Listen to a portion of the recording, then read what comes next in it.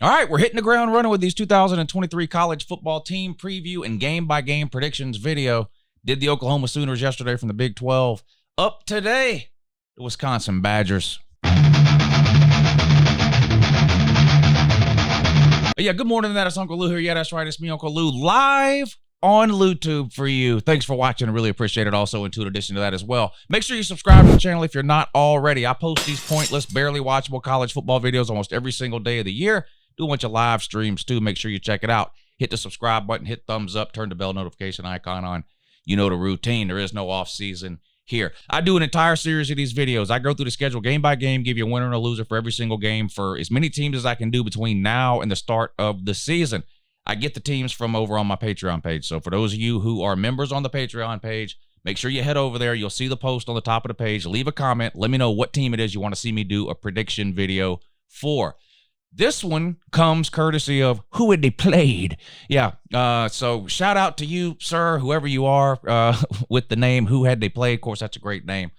Who have they played? Nobody's ever played nobody, at least according to the comment section on this channel. Shout out to you, sir. You wanted to see this preview and prediction video for the Wisconsin Badgers. If you're not signed up on the Patreon page, there's a link in this description of in the description of this video that'll take you over there. You can have yourself a look around. If you decide you want to get signed up, make sure you find that post, comment, let me know what team you want to see a preview and game-by-game prediction for. Let's get to the Wisconsin preview. All right, we'll take the first half of the video here, and we'll sort of preview Wisconsin roster, coaching staff, who's gone, who's coming back, all those sorts of things. And then the second half of the video, we'll put the schedule up and we'll go through it game by game.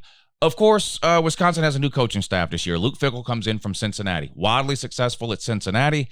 Now, we have to keep in mind, lots of coaches have been successful at Cincinnati. It may be hard to believe, but even Butch Jones of Tennessee fame or infamy was winning a bunch of games at Cincinnati prior to Luke Fickell, or years ago prior to Luke Fickell.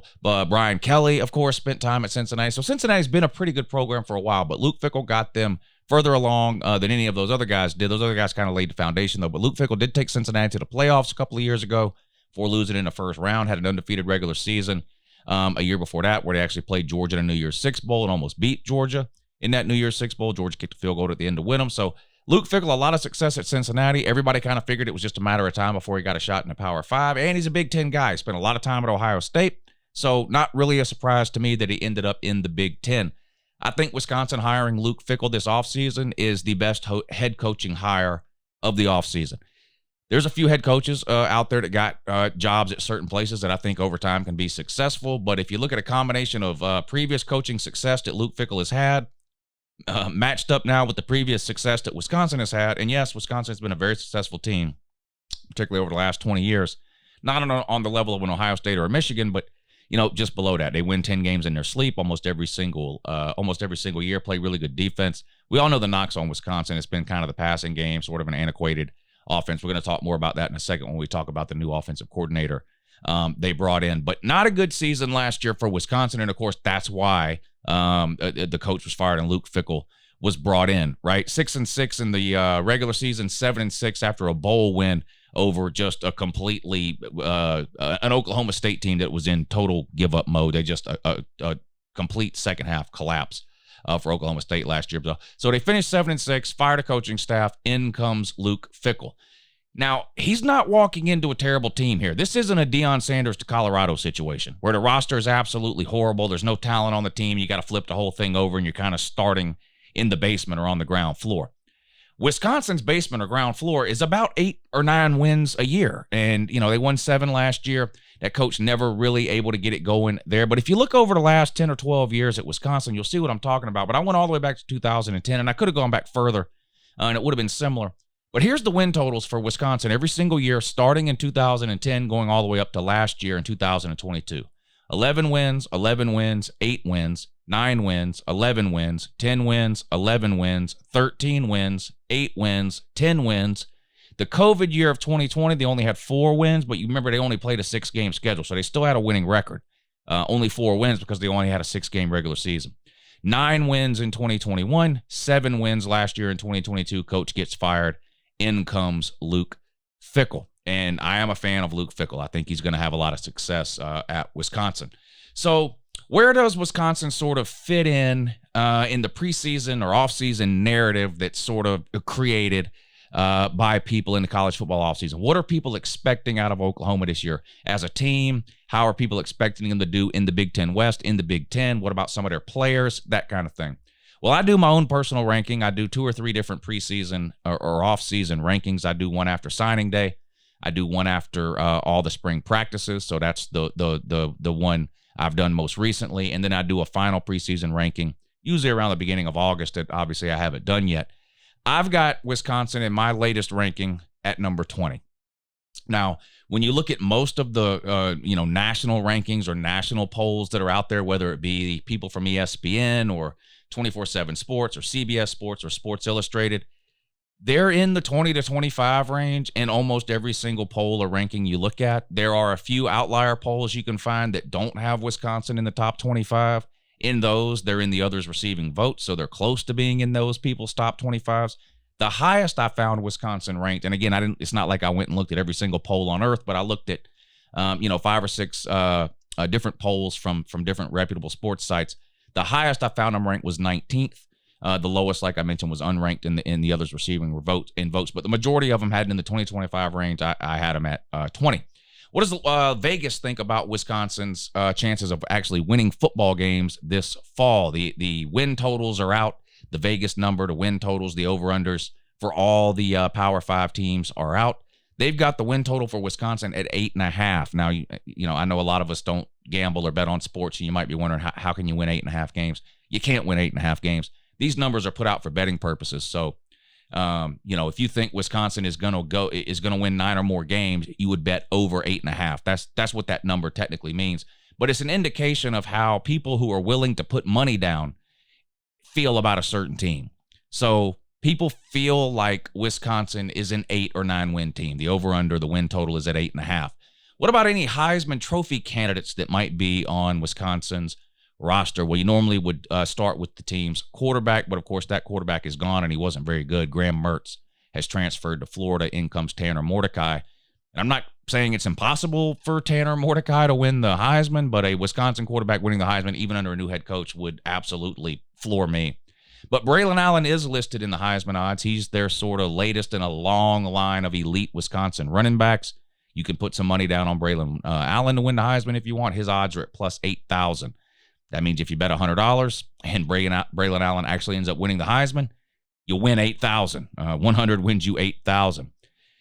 As far as where that fits in with some other players that are in that same range, Alabama quarterback or maybe backup quarterback Jalen Milroe is around that same spot in the Heisman odds. Clemson running back Will Shipley is around that same spot in the Heisman odds, and Ohio State quarterback Devin Brown is right around that same spot too. So those are the types of players that the gamblers think Braylon Allen is in terms of Heisman Trophy odds.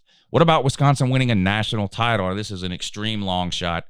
For one thing, they play in a really difficult conference, even though the Big Ten West is not exactly great right now. There are 3 top 10 programs right now in the Big Ten East: Penn State, Michigan, and Ohio State. It would be extremely difficult for Wisconsin to win a national title. But if you're overly optimistic and you got some money to burn, the odds are plus 7,000 for Wisconsin to win the national title. So you bet 100 on that, you'd win 7,000. That puts them actually, though, 17th in the country in terms of national title odds. So plus 7,000 is high. You're going to say, well, Wisconsin's got no chance. I probably agree with you there, but only 16 teams in the country have better odds of winning a national title than Wisconsin. That's a little bit higher than what I would have thought before I looked it up. Some of the other teams that are around Wisconsin in that plus 7,000 range in terms of national title are teams like Texas A&M, Utah, Auburn, Oklahoma. So that's sort of the type of team in terms of chances at a national title that the betting public perceives Wisconsin to be. All right, we'll recap last year one more time. 6-6 in the regular season, not a good year by anybody's standards, particularly by Wisconsin. 7-6 after a bowl win over a pitiful Oklahoma State team, right? They lost to Washington State. They lost to Ohio State. They lost to Illinois. They lost to Michigan State. That's unacceptable. Losing to Ohio State, fine. Illinois was pretty good last year. Okay, you lose that one. Losing to Michigan State, it's games like that got that coach fired. Losing to Michigan State, unacceptable. Lost to Iowa and lost to Minnesota. So can they turn some of those losses into wins in 2023 and try to turn this record around? I happen to think they can. We'll see here in a few minutes when we get to the schedule. But let's talk about the offense, what they got coming back. Then we'll talk about the defense. Same thing there. Of course, Luke Fickell comes in, new offensive coordinator, Phil Longo. Is that his name? Is it Lango or Lingo? It might be Lingo. Anyway, new offensive coordinator comes in. Now, he comes from, this is going to be odd to watch in 2023 from Wisconsin. He comes from an air raid background. Now, I don't think Wisconsin's, game one of the season is going to come out and throw the ball 60 times. That's not what I'm suggesting. But this was clearly deliberate here on the part of Luke Fickell.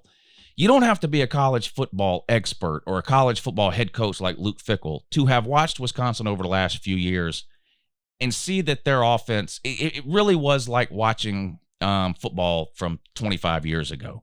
A lot of two tight ends, a lot of running between the tackles. And yes, Wisconsin has had some of the best running backs college football has seen over the last 10 or 15 years. Some just absolute amazing running backs. They put 1,000 yards up in their sleep. But it has put a cap on what they're able to do offensively in today's world of college football. So it's completely understandable to me why Luke Fickell would look at that and decide to bring in a guy like Phil Lingo, whatever his name is, who comes from an air raid background, to try to move Wisconsin's offense forward into more of a modern day looking type of offense. Now, with that being said, I still think we're going to see a ton of Braylon Allen and a ton of Wisconsin running the ball. They're going to have, again, like they always do, one of the biggest and best offensive lines in the country. Braylon Allen is an absolute stud. They're not abandoning the run game. I think this is going to be more of a process that they move to over the course of the season in the short term and over the course of a couple of years in the long term. But it's clearly a goal and a plan of Luke Fickell to open up the Wisconsin offense, and I think we'll see some of that. Some of that this year. But Braylon Allen should still be the bread and butter in 2023.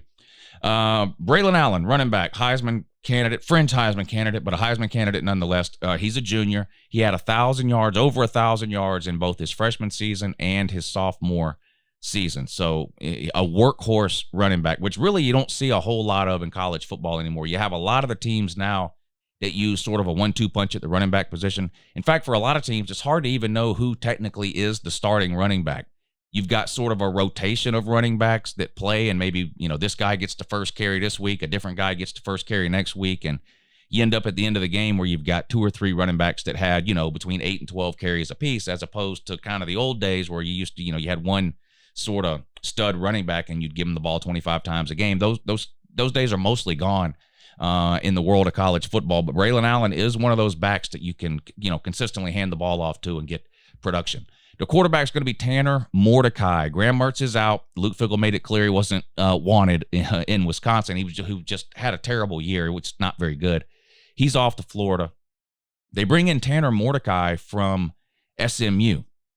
Now, you might not pay that much attention to SMU. It's a group of 5 team, and so it is what it is. But Tanner Mordecai has had 2 really good years at SMU. In fact, in the last 2 years, over 7,000 yards passing, and did I write it down? 72 touchdowns. 7,000 yards, 72 touchdowns in the last 2 years. So at least from a production standpoint, the possibility exists for Wisconsin to have one of the most dynamic and prolific offenses really that we've ever seen Wisconsin have, potentially. Now, we've got to see it in action on the field, right? You got to remember, there's just still a lot of new parts. I'm going to talk about wide receiver, but they brought in 4 wide receivers from the transfer portal, and 3 of them are probably going to start, or at least 3 of them are going to be in the lineup when they run 3 wide receiver sets. Now, I still think Wisconsin's going to go with a lot of 2 tight end, 1 wide receiver sets to get Braylon Allen involved, but when they decide to spread it out and go 3 or 4 wide, I think 3 of these 4 transfers that they brought in are going to be on the field at the same time. So it's a huge upgrade at the wide receiver position over what they had before. And their offensive line, like I said, you don't have to be a college football expert to have watched Wisconsin or even paid attention at all to college football over the last few years to know that Wisconsin's going to have a good offensive line. They just do every single year. So I think potentially Wisconsin has the chance to have one of the best offenses we've seen them have in a long, long time. I'm a little bit hesitant to go all in on that just because it's a lot of new pieces coming together, including a new head coach, a new offensive coordinator. So even the pieces that are there from last season carried over to this season, you're still learning all new terminology, a totally new playbook, new practicing philosophies, new schemes, all that kind of stuff.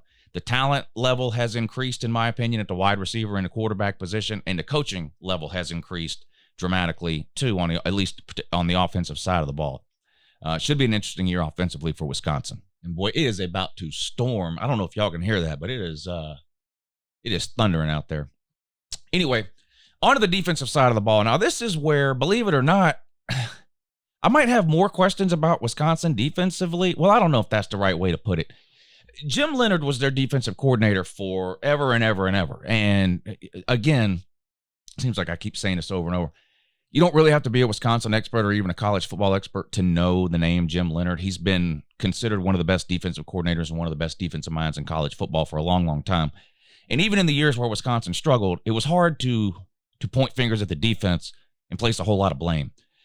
Wisconsin's had one of, if not the best defenses in the Big Ten almost every single year for as long as you can remember. Their defense has been fine. It's been the offense. Well, Jim Leonhard, with this new coaching staff, Jim Leonhard is gone. They bring in a new defensive coordinator, Mike Tressel. Mike Tressel, yeah. And they're going to run the 3-3-5. Now, this is a defense that's getting more and more popular over the last few years, especially as a lot more teams are going to more of a wide open spread type offense. But the 3-3-5, 3 down linemen, 3 linebackers, 5 DBs. Basically, a base nickel defense as opposed to a 4-3 or a 3-4, which is what most teams would run, at maybe a 5-2 in short yardage situations or goal line or different things like that. But basically, a nickel used to be considered sort of your third down defense. A lot of teams are running TCU did this last year, and it got a lot of talk and a lot of discussion, especially after TCU made the playoffs and you had 3 or 4 weeks between conference championship games and playoff games. And so, TCU and Michigan were playing in Georgia and Ohio State, and you've got 3.5 weeks to talk about the game. So people talk about literally every aspect of both teams. A lot was made of the 3-3-5 defense of TCU and how Michigan and then eventually how Georgia would sort of choose to attack that type of defense, which neither one of those teams had seen a lot of heading up to that point. Now, that's neither here nor there for purposes of this video, but that's what Wisconsin is going to run, is the 3-3-5. So they still got a ton of pieces and parts back from last year's Wisconsin defense and the year before, which, again, has been fine. A lot of those pieces and parts are back, but some of them may be playing different positions. One of their best linebackers, they're trying him at safety a lot in the spring because with 5 DBs, you want to get your best players on the field, right? Well, in a 3-3-5, you're only running 3 linebackers. So if linebacker is kind of your strength, and maybe you got 4 or 5 good linebackers, you look to transition one of those linebackers to a safety type spot, right? So there's some of that going on. They get their leading tackler back at linebacker, at inside linebacker. He's also a really one of their best pass rushers too. So Wisconsin's defense, I think, will be good again. If there's a question about it, it's not really a talent question or saying, well, I have concerns about this one position group or another. It's more about just transitioning to that 3-3-5 defense. But I think Wisconsin's defense will be fine. All right, so kind of just summarize my thoughts about Wisconsin right before we put the schedule up on the screen here. I think potentially this could be one of the best Wisconsin offenses we've seen in a long time if Tanner Mordecai can stay healthy. And, of course, the competition he plays week in and week out is going to be a step up in the Big Ten versus what he was seeing at SMU. But he was extremely productive there. Again, 7,000 yards and 72 touchdowns over the last 2 years for Tanner Mordecai at SMU, now to QB at Wisconsin. Combine that with the fact that offensive coordinator Phil Lingo comes from an air raid background. And it looks like we're going to see more of a passing game from Wisconsin than we've seen in a long, long time. Defensively, I expect Wisconsin to be one of the best defenses in the Big Ten again, although I am curious about that 3-3-5. And this could be a classic situation here where Wisconsin is a much better team the last month of the season than they are the first month of the season, right? A lot of new things in place at Wisconsin, not just a new coach and not just a new quarterback, but basically an entirely new offensive philosophy. How long does it take that to kind of gel and get going? So, it could be a thing where there may be a couple of bumps in the road early in the season, but by the end of the year, think of LSU last year, right? And I'm not suggesting that Wisconsin will necessarily be as good of a team as LSU was last year, but clearly LSU was a better team, the second half of the year than they were the first half, right? That kind of thing. Anyway, let's put the schedule up on the screen and take a look at it. All right, here we go. Wisconsin Badgers 2023 football schedule. Of course, they're in the Big Ten West. Right now, the Big Ten still does have divisions. I think the plan is to go away from that once they add Southern Cal and UCLA next year. But for now, you still have a Big Ten West and a Big Ten East. And Wisconsin, of course, is in the Big Ten West, which is considered the weaker of the two divisions. The Big Ten East houses Ohio State, Michigan, and Penn State, the three best teams in the entire Big Ten. So obviously the East, the harder division, Wisconsin in the West. Wisconsin should win the Big Ten West, right? When I sit down and before I make a ton of notes about these teams, you may think I just sit down and hit record, but believe it or not, I actually research this stuff before I come on here and make a fool of myself and say all this dumb shit. But when I first sat down today, before I even looked anything at all up about Wisconsin, and I do this with every team, I try to just take what I already know in my head about a team, and I try to say, what does this team seem like to me? And, I'm big on Luke Fickell. I was not big on the previous coach. I was not big on Graham Mertz. I like what Tanner Mordecai brings. I know they're in the weaker of the two divisions within the Big Ten. So just sort of before I looked any of this up at all, I'm like, they're probably going to win the Big Ten West, aren't they? They should be the favorite at least, and you got to think they're going to win 8 or 9 games or more. That was what I was thinking kind of heading in. Now you go through, you do all this stuff, you look this up and that up, you pull the schedule up, you start looking at the games, maybe you come up with a little bit of a different conclusion, but I'm going to go through it right now, game by game, and kind of tell you where I came down in the end on Wisconsin. All right, let's start with the non-con, of course. Everybody in the Big Ten plays 9 conference games and 3 non-con games, and they're supposed to schedule one of those 3 non-con games as a Power 5 opponent, and most Big Ten teams do that. Most Big Ten teams not named Michigan. Michigan, of course, doesn't play any non-con Power 5 opponents now for the second year in a row. But again, that's not the purpose of this video. Wisconsin does have a Power 5 opponent. You see it right there in week 2 on the road at Washington State. Now, this was a team they lost to last year, but only by 3. And that was at home. You got to play there this year. The West Coast game, Northwest game. I think Wisconsin starts 3-0 in the non-con. Now, I'm going to admit right up top here, if you haven't figured it out already, I'm extremely high on Luke Fickell, and I'm extremely high on the idea that Wisconsin's just by far the best team and program in the Big Ten West. They just are. Now, historically, Nebraska can make a claim. Historically, Nebraska hasn't even been in the Big Ten, but you just look at the teams that occupy the Big Ten West, and there's nothing there that seems insurmountable. Nebraska's been circling the drain for what seems like forever. They also have a brand new head coach. Iowa's had a really, really good defense, but they struggle to get to double digits offensively. They're just one of the worst offenses just on planet Earth. Purdue has a great offense one year and wins 8 or 9 games before getting humiliated in a Big Ten title game like they did last year and losing their bowl game like they did last year. They do that every once in a while, but they're mostly a 7 or 8 win team. You just start going down the list. There's just not a lot of hurdles to jump over in the Big Ten West.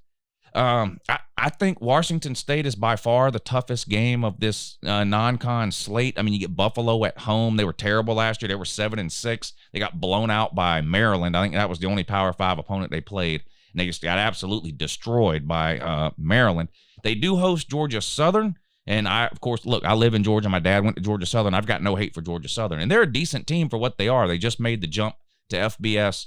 A few years ago, they were an FCS team for the majority of my lifetime. They're an FBS team now, Group of 5 team.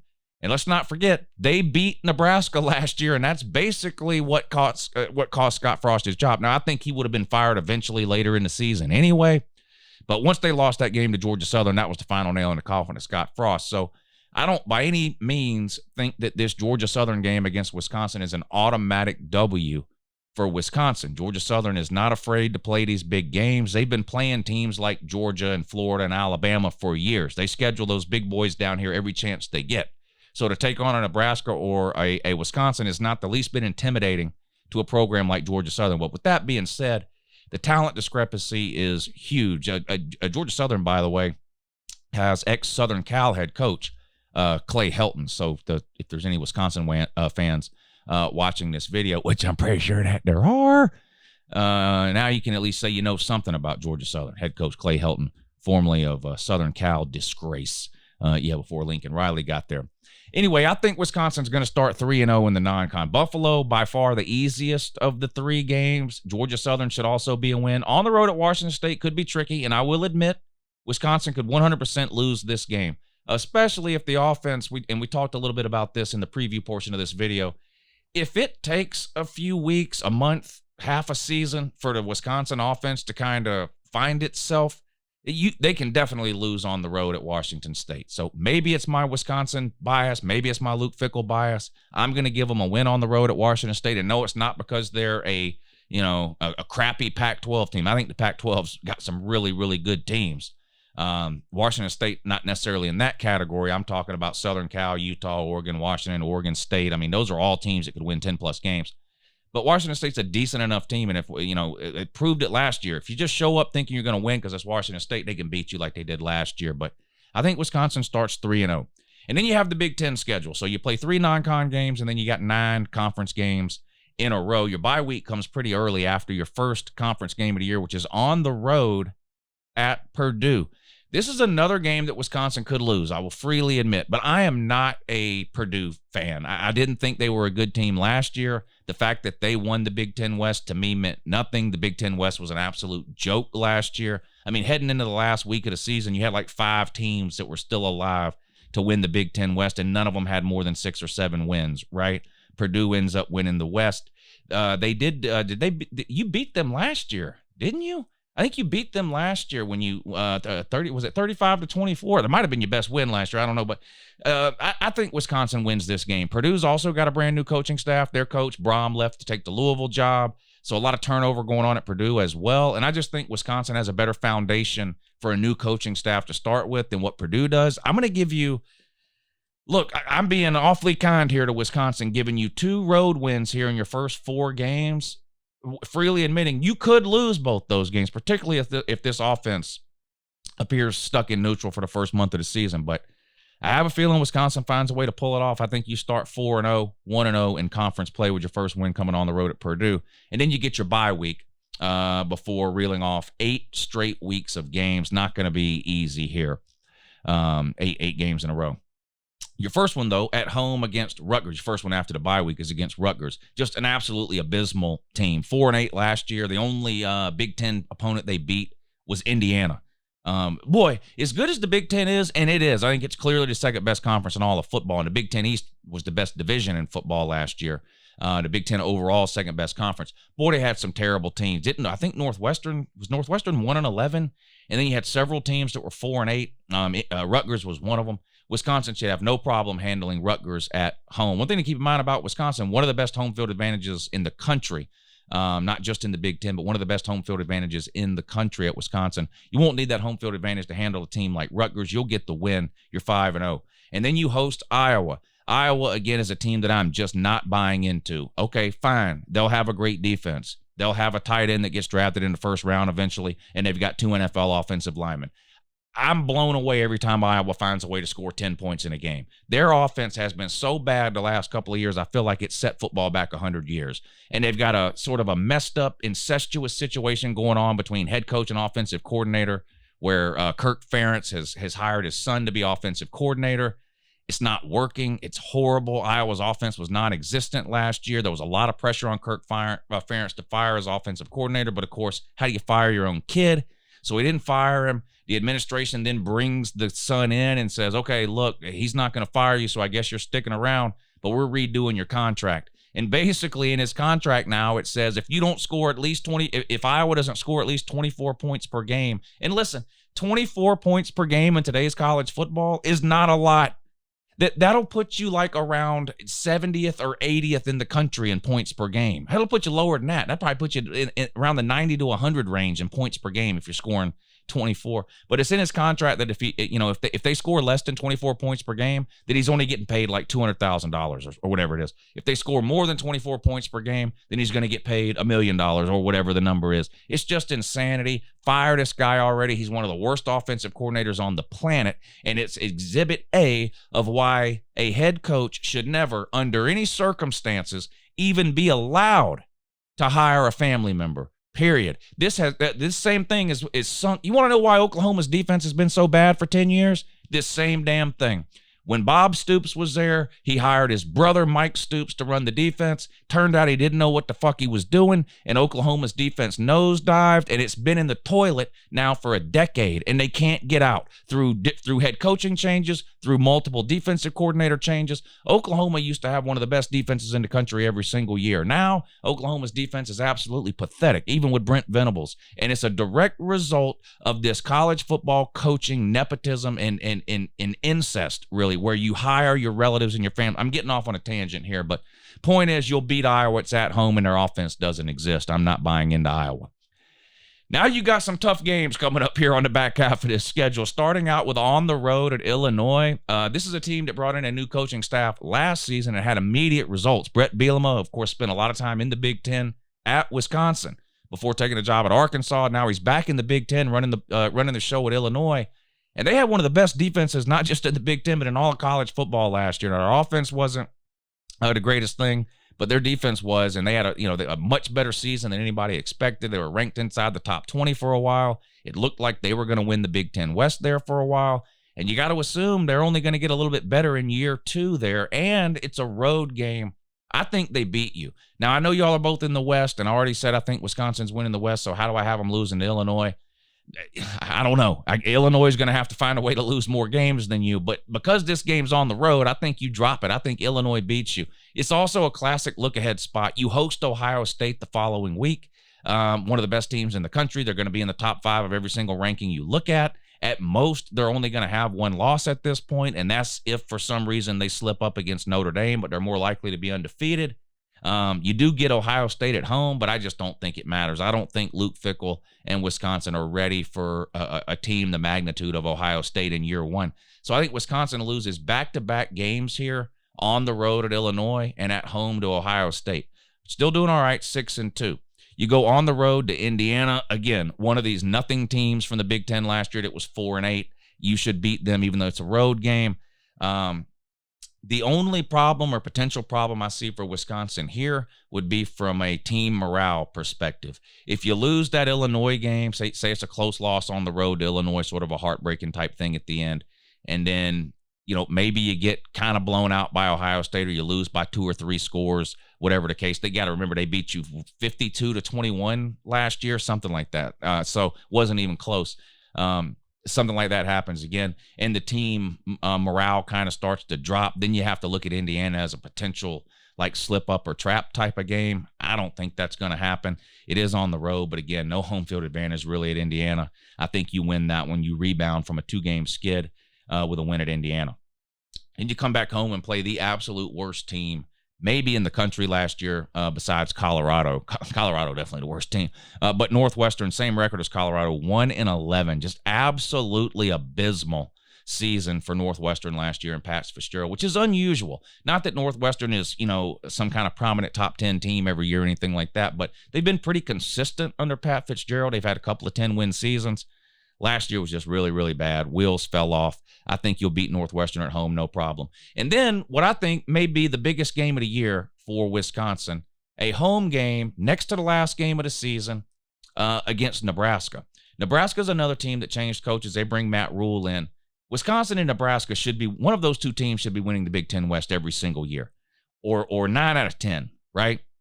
In any 10-year period, either Wisconsin or Nebraska should win that Big Ten West 9 out of those 10 times. Nebraska's been struggling worse than Wisconsin for longer than Wisconsin. And I like Matt Rule, and what he did at Baylor was miraculous, but that was a 2-year turnaround at Baylor, and Nebraska is probably in worse shape than Baylor was when he got to Baylor. I think Nebraska's going to be a lot better. I think Nebraska will finally make a bowl game for the first time in a decade or whatever it's been. I don't think they're beating Wisconsin. Wisconsin's got a better roster in my mind.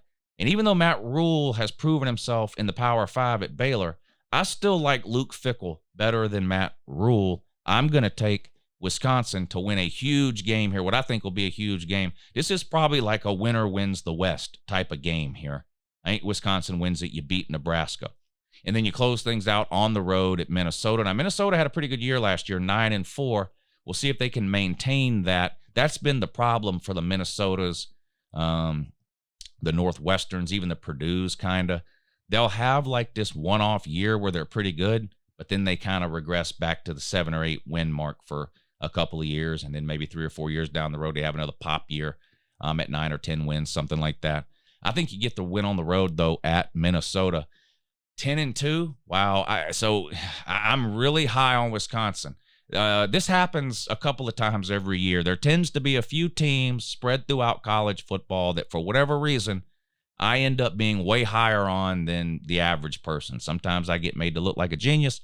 Sometimes I get made to look like an idiot. I think I had Miami going 10-2 last year. And they ended up 5-7 or 6-6, whatever they were. Just a terrible year. So me saying you're going 10-2 definitely isn't a guarantee that you are going 10-2, but that's honestly how I feel about Wisconsin and Luke Fickell. I think they've got a good baseline of talent for Luke Fickell to start with.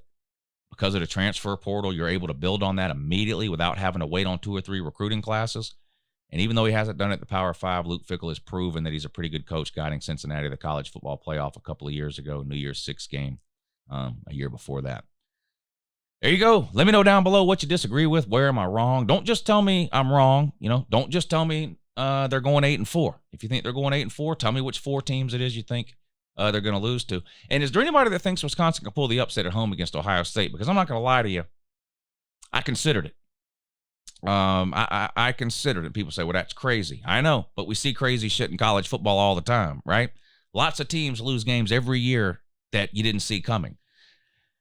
I couldn't pull the trigger on it. I think Ohio State gets that win. 10-2, though. Good season. Good year for Wisconsin if this comes true. Luke Fickell's first year, 10-2, should definitely be good enough to win the Big Ten West and earn the right to get humiliated in the Big Ten title game against whoever comes out of the East, Ohio State, Michigan, or Michigan State. All right, I appreciate you watching the video. Don't forget to hit the thumbs up if you hadn't already. Subscribe to this channel. I post these pointless videos almost every single day of the year, and I'll talk to you again soon. Have a good morning.